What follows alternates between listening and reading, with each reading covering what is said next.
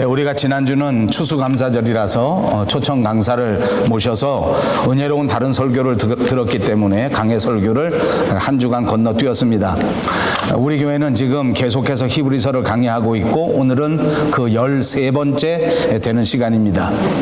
지난 5장 강의에서 우리는 어린아이의 믿음 그리고 성숙한 장성한 자의 믿음이 따로 있다고 하는 것을 말씀드렸습니다. 그리고 우리가 마땅히 선생이 될 만큼 그렇게 오랜 시간 동안 은혜 받고 신앙생활을 했는데 그렇게 성숙한 신앙인이 되어서야 하는데 그러려고 하면 젖만 먹는 그런 식생활에서 벗어나서 단단한 음식을 먹고 건강하게 무럭무럭 자라나야 할 때다라는 말씀을 우리에게 주셨습니다.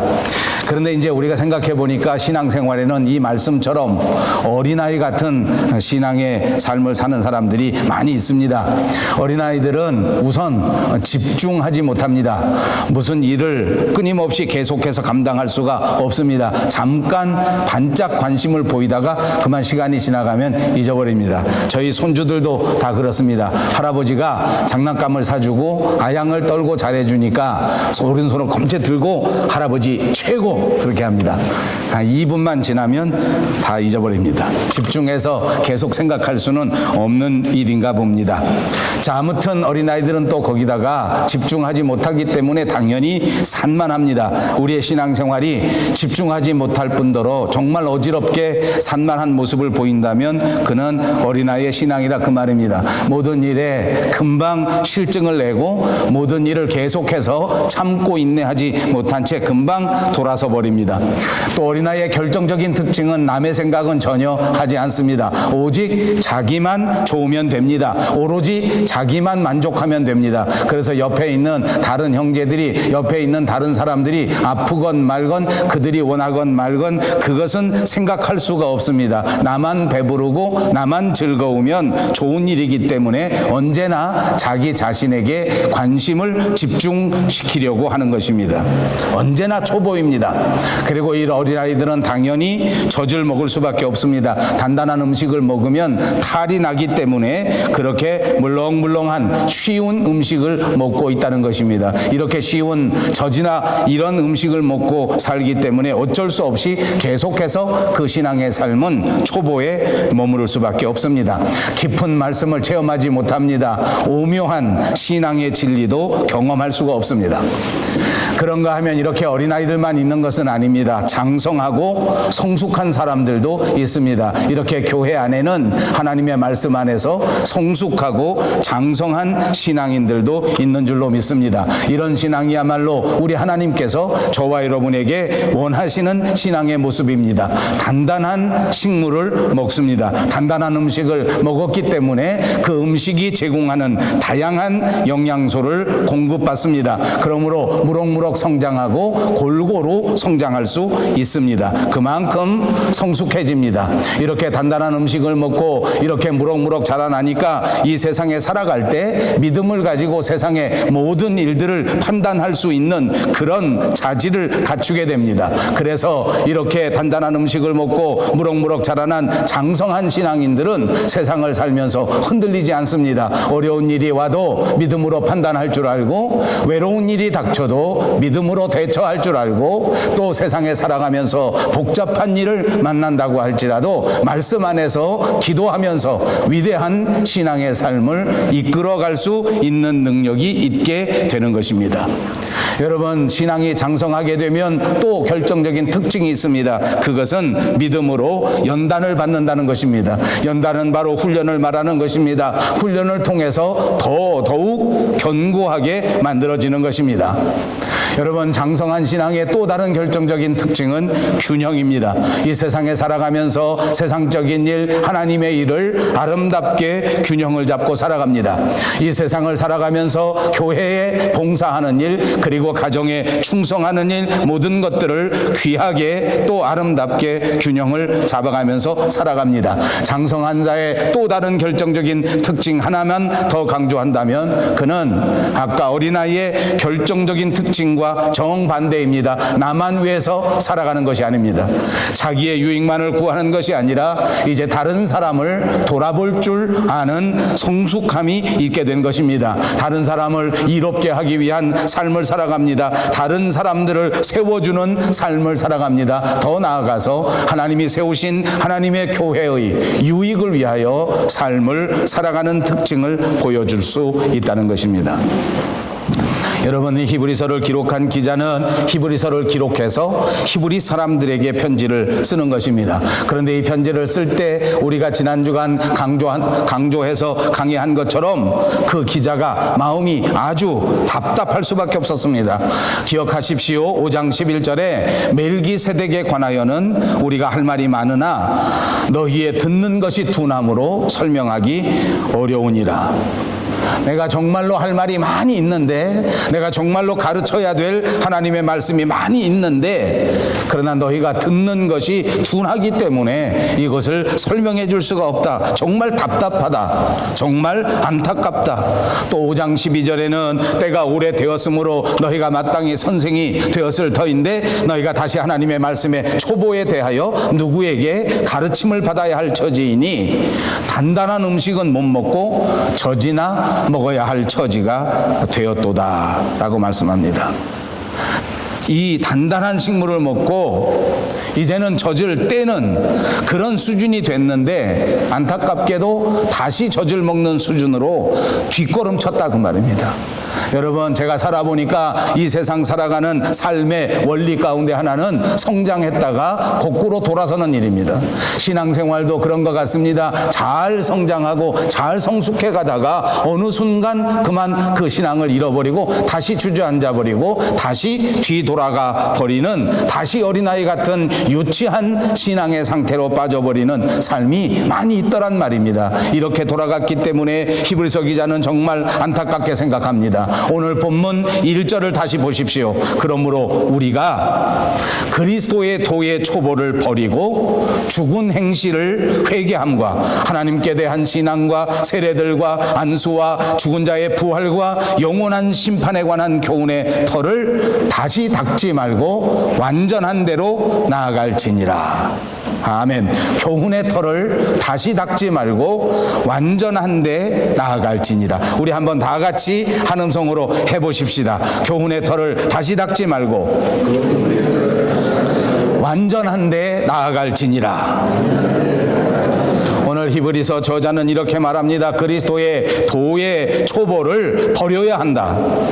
이 그리스도의 도의 초보는 무엇입니까? 5장 12절에 보니까 때가 오래되므로 너희가 마땅히 선생이 될 터인데 너희가 다시 하나님의 말씀의 초보가 무엇인지 누구에게 가르침을 받아야 할 것이니 젖이나 먹고 단단한 식물을 못 먹을 자가 됐다. 이렇게 말할 때에 하나님 말씀의 초보가 있다고 말씀해 주신 거기에 해당되는 것입니다. 지금 이 편지를 받는 히브리 사람들은 이미 신앙생활을 한 지가 오랜 시간이 지난 사람입니다. 마땅히 어른이 되고 마땅히 성숙한 신앙인이 되어서야 하는데도 불구하고 선생이 되기는커녕 초보에만 붙들려서 계속 초보에 매여 있으면서 거꾸로 뒷걸음질 치더니 이제는 급기야 초보를 다시 배워야 할 상태에 빠졌다. 이렇게 지적하는 것입니다.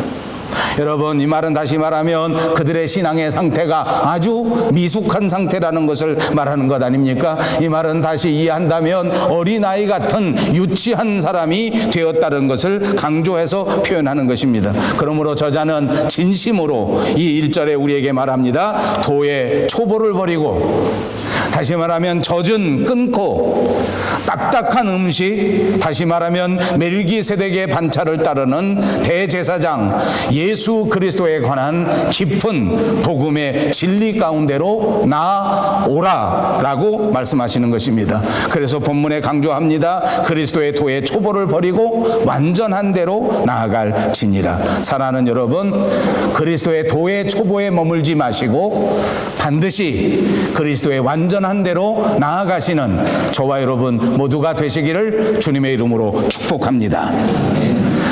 여기서 도의 초보를 버린다는 말은 우리말의 표현이 조금 복잡한 의미를 가지고 있습니다. 집어 던진다, 없애버린다, 폐기한다 이렇게 해석하기보다는 이것은 놓아둔다 라는 의미가 있다는 말입니다.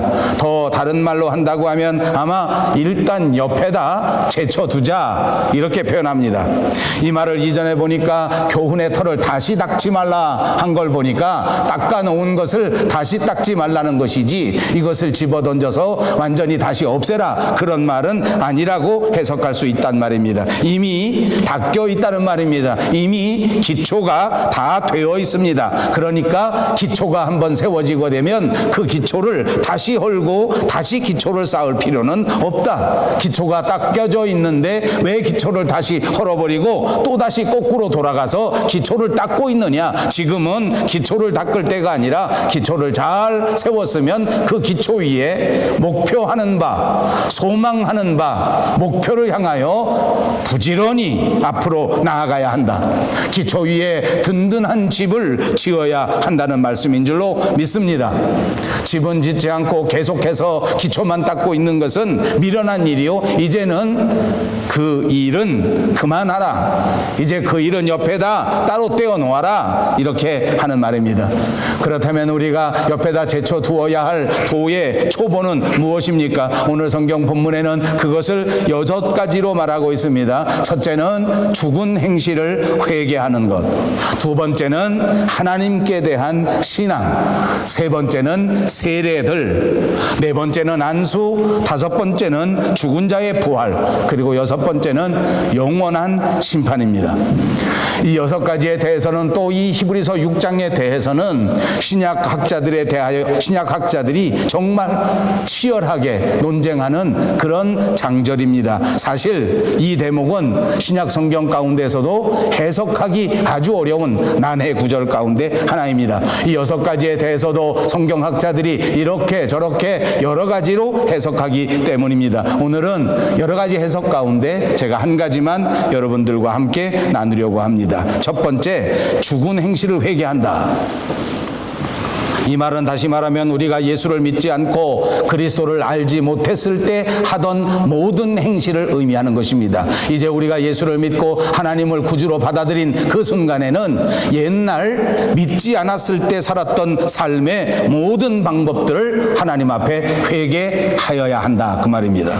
여러분, 우리가 아는 것처럼 회개라고 하는 것은 우리 그리스도인에게 가장 중요한 것입니다. 자기의 행실을 뉘우칩니다. 자기의 행실을 회개합니다. 이제 완전히 돌아서서 하나님 앞으로 걸어가는 것입니다. 이것이 회개입니다. 그러므로 우리의 신앙의 출발이 바로 회개라고 해도 과언이 아닙니다. 우리 신앙생활의 기초 가운데 가장 소중한 것이 회개다.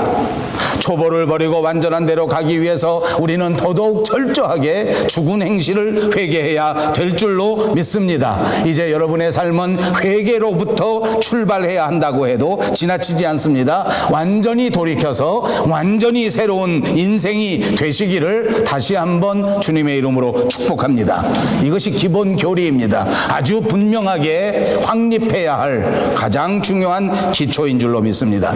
두 번째로는 하나님께 대한 신앙이라고 하였습니다. 이것도 역시 회개와 더불어 우리 신앙생활에 있어서 가장 기본적이고 가장 중요한 교리 가운데 하나입니다. 하나님께 대한 신앙, 하나님께 대한 믿음, 이것입니다.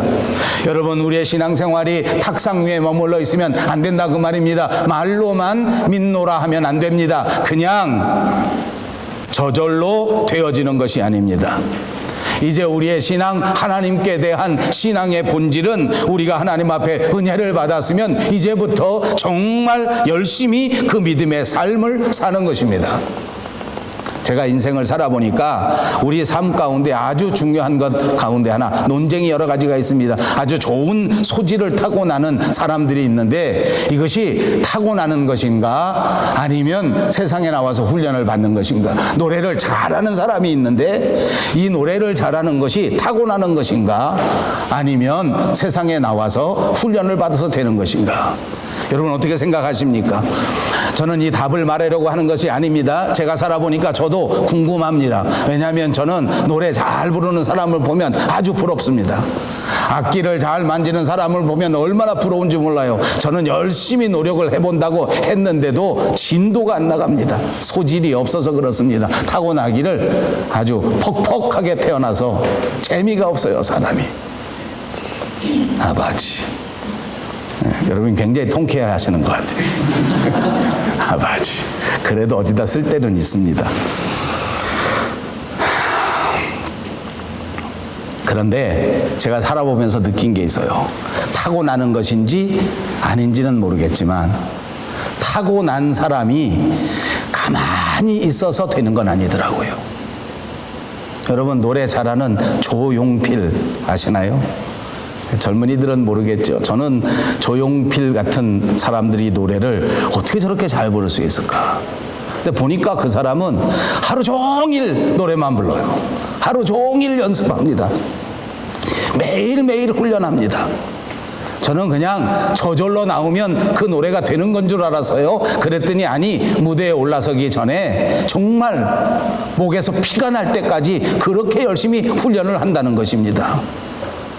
무슨 말인지 여러분 아시겠습니까? 타고났는지 아닌지 하는 것은 하나님께 맡겨두시고 정말 하나님 앞에 위대한 일을 감당하려고 하면 지금서부터 최선을 다해서 열심히 훈련하고 계속해서 실행해야 된다 그 말입니다. 하나님께서 우리에게 주시는 아름다운 믿음이 바로 그것입니다. 마음으로부터 믿는 것은 하나님께서 위에서 성령의 역사하심으로 우리에게 주는 것입니다. 우리 마음속에 믿음이 들어왔다고 해서 가만히 있으면 그만 그 믿음이 뒷걸음질 쳐서 어린아이 신앙으로 떨어져 버리고 만다 그 말입니다. 그러므로 하나님께 대한 신앙은 무엇입니까? 하나님이 우리에게 주신 이 아름다운 선물, 이 믿음을 매일같이 실행하고 매일같이 감당하고 매일같이 훈련해서 하나님이 기뻐하시는 하나님의 신앙에 이르러야 된다는 말씀인 줄로 믿습니다.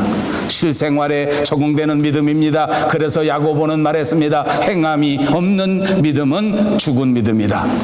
진짜 우리에게 믿음이 있다면 완전한 대로 나아가야 하는데 그건 뭐냐? 말로만 믿지 말고 머릿속으로만 믿지 말고 삶으로 믿음대로 행하라 하는 말씀인 줄로 믿습니다. 어떤 학자는 이것이 하나님께 대한 신앙이고 예수님께 대한 신앙이라고 쓰지 않은 걸 보아서 이 히브리서 전체가 구약에 있는 이야기를 우리에게 가르쳐주는 것이다 이렇게 추측하는 분도 있습니다. 대단히 의미가 있는 해석이라고 생각합니다. 세 번째는 세례들에 관하여 말씀합니다. 이것이 단순한 세례가 아닙니다. 세례들 이렇게 썼습니다. 여러분 우리가 아는 것처럼 교회 안에서 우리는 세례를 받습니다. 물로 세례를 받는 것입니다. 물론 약식으로 세례를 받기도 하고 물속에 완전히 잠겨 들어가서 침례를 받기도 합니다. 오늘 저희는 설교 후에 유아 세례를 베풀 것인데 이 유아 세례는 믿음으로 하나님 앞에 약속의 자녀가 된 자들에게 그 부모의 믿음을 보고 세례를 베풀게 되는 것인데 이것을 세례라고 합니다. 그런데 세례들이라고 한 걸 보니까 이렇게 교회에서 행하는 이 물 세례 말고 이 교회에서 행하는 물로 하는 침례 말고 또 다른 세례가 있다. 여러분 잘 아시는 것처럼 우리가 예수를 믿게 되는 그 순간 하나님께서 우리에게 성령의 세례를 주시는 것입니다. 인간으로는 그 어느 누구도 성령의 도우심이 없이 하나님 앞에 나올 수가 없기 때문입니다. 저와 여러분 모두가 하나님 앞에 부름을 받고 오늘 이렇게 나와 주님 앞에 예배하는 것은 우리 심령 가운데 성령께서 인쳐주시고 너는 내 것이라 하셨기에 성령으로 세례를 베푸셨기에 오늘 주님 앞에 나와 있다고 하는 사실을 믿으시기를 바랍니다.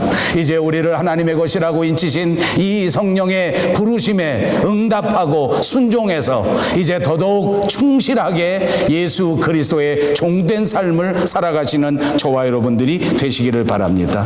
또 성경에 보니까 세례들이 이와 같은 것만 있는 것이 아니었습니다. 구약 성경에는 몸을 깨끗하게 하는 정결의 예식도 세례라고 하였습니다. 이 모든 세례가 우리의 모든 죄를 깨끗하게 하고 우리의 부족함을 깨끗하게 하고 하나님 보시기에 합당한 사람으로 거듭나는 귀한 예식이 예식이 세례 예식인 줄로 믿습니다.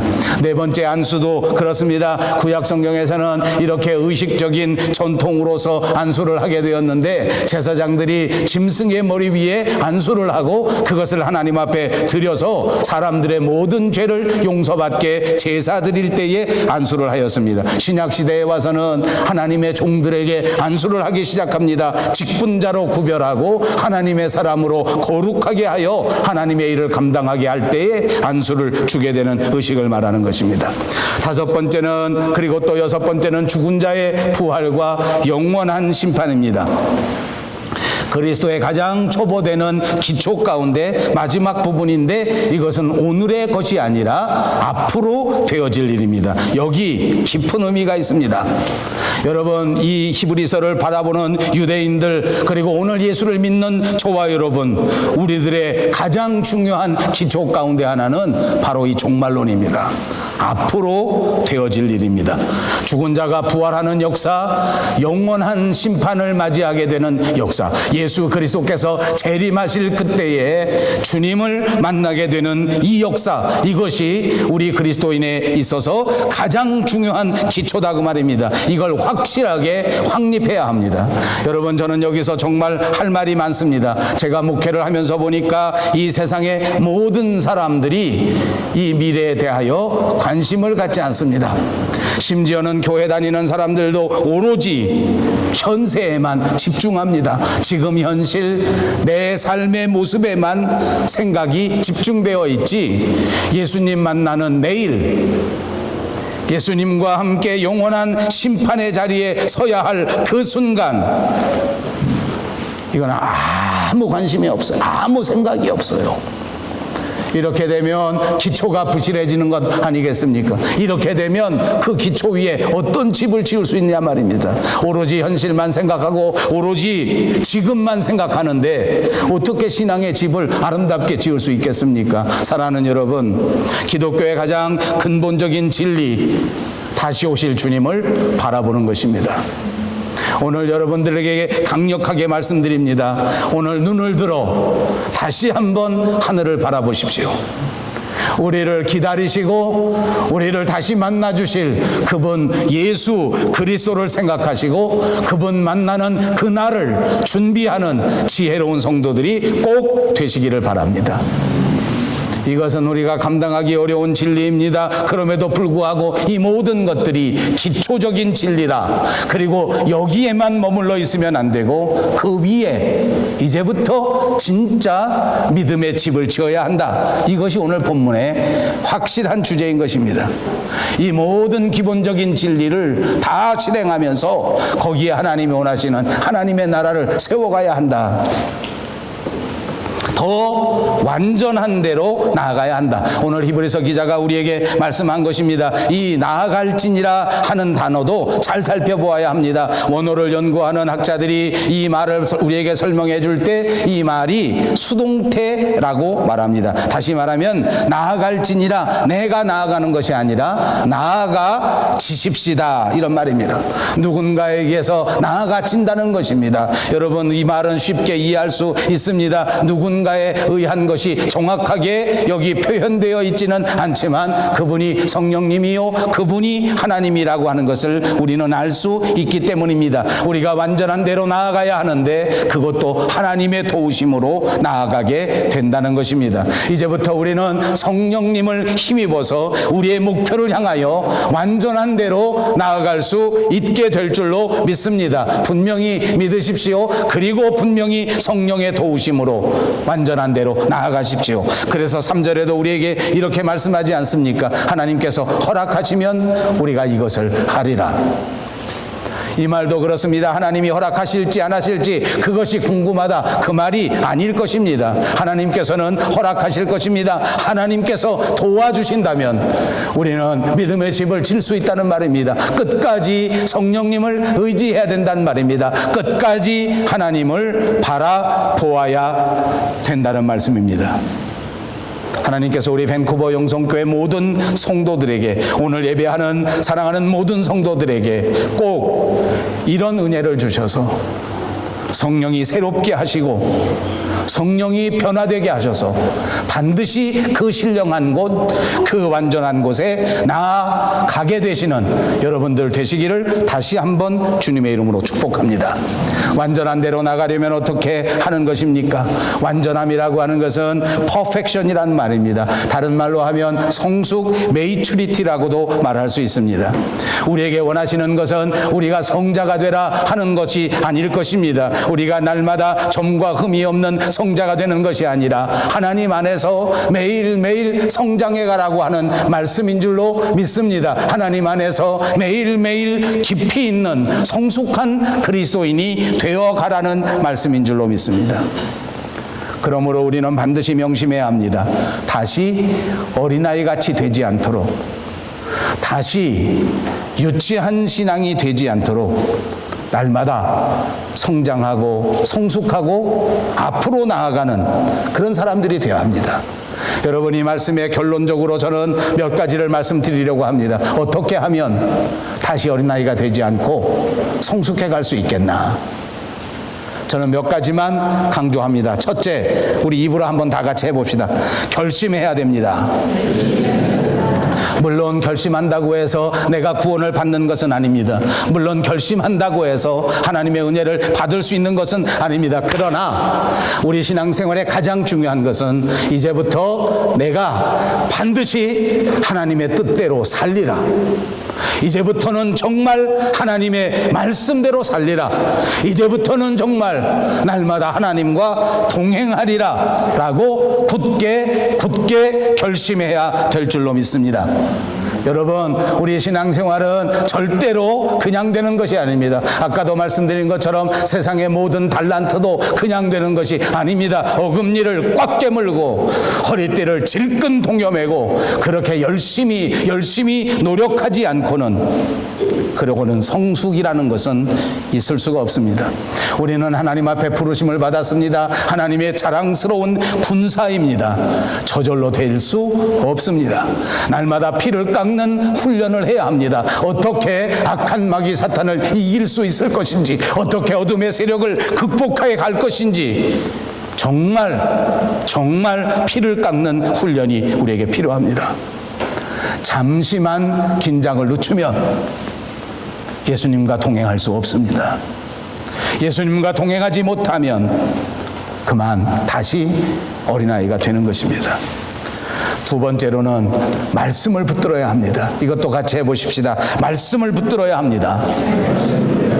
여러분, 너무나 쉬운 진리입니다. 말씀을 붙들어야 합니다. 그런데 꼭 명심하십시오. 말씀을 붙들으려면 붙잡고 있는 세상 것들을 놓아야 합니다.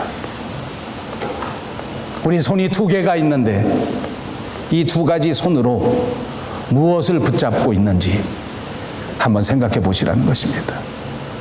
온통 육체의 것을 붙잡았습니다. 온통 욕망을 붙들고 있습니다. 온통 그리스도인답지 않은 욕심을 붙들고 있습니다. 이것을 놓지 않으면, 이런 생각을 놓지 않으면, 이런 행동을 놓아버리지 않는다면 그리스도의 말씀을 붙들을 수가 없습니다. 세상을 포기합시다. 욕심을 포기하십시다. 진짜 말씀을 붙드시기를 주님의 이름으로 축복합니다. 말씀을 붙드십시오. 말씀을 묵상하십시오. 계속해서 말씀을 읽으십시오. 여러분의 마음이 뜨거워질 때까지 읽고 또 읽고 묵상하고 또 묵상하고 결심하고 또 결심하는 저와 여러분 모두가 되시기를 주님의 이름으로 축복합니다. 마지막 한 가지 더 있습니다. 완전한 대로 나가기 위해서 세 번째는 십자가를 져야 합니다. 입으로 한번 해보십시오. 십자가를 지겠습니다. 사랑하는 여러분, 완전한 신앙으로 가기 위해서 이제부터 정말 예수님을 위해서 조금이라도 양보하고 조금이라도 희생할 수 있는 법을 배우셔야 합니다. 어린아이처럼 나만 좋아야 된다. 어린아이처럼 내 배 따뜻하고 내 등 따뜻하기를 바란다. 이렇게 살아서는 완전한 대로 나갈 수가 없습니다. 정신 똑바로 차리시고 조금이라도 교회를 위하여, 주님을 위하여, 가족을 위하여 희생하는 법, 고난받는 법, 십자가 지는 법을 배우실 수 있기를 주님의 이름으로 축복합니다. 오늘날 세상의 모든 사람들이 다 편안함을 좋아합니다. 무조건 편안한 걸 좋아합니다. 무조건 저절로 되는 일을 사모합니다. 안 됩니다. 완전한 대로 나아가야 하는 저와 여러분, 이거 정말 안 됩니다. 평안함만 추구하지 마시고 저절로 되는 거라고 생각하지 마시고 주님이 지신 그 십자가, 주님이 당하신 그 희생, 그것을 선택해서 내게 주어진 그 십자가를 지고 주님을 따라가야 합니다. 여러분, 교회 역사를 보십시오. 우리의 교회 역사 가운데는 정말 우리 그리스도인들이 자랑스럽게 주님을 위하여 자기 십자가를 졌습니다. 정말 자랑스럽게 세상의 모든 것을 다 내려놓고 우리 주님 사랑하는 그 마음으로 목숨을 아끼지 않고 십자가를 붙들었던 때가 있었습니다.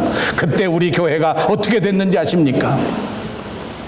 세상 사람들이 볼 때는 미련하고 세상 사람들이 볼 땐 아무것도 아닌 것 같은 그 교회가 역사를 붙들고 복음이 확장되고 하나님의 나라가 부흥되는 위대한 역사를 이루었단 말입니다. 오늘 저와 여러분이 하나님의 말씀을 붙들고 십자가를 붙들고 끝까지 희생할 줄 아는 그리스도인이 된다면 하나님은 저와 여러분을 사용하셔서 이곳 밴쿠버 땅을 변화시키고 이곳 캐나다를 하나님의 나라로 만들어 주실 줄로 믿습니다. 사랑하는 여러분, 초보에서 벗어나십시다. 여기 머물러 있지 마시고 완전함을 향하여 걸어갈 수 있는 저와 여러분 되시기를 바랍니다. 그래서 하나님이 기뻐하시는 아름다운 열매를 맺고 하나님 앞에 영광을 돌릴 수 있는 저와 여러분, 그리고 우리 밴쿠버 용성교회가 다 되시기를 주님의 이름으로 축복합니다.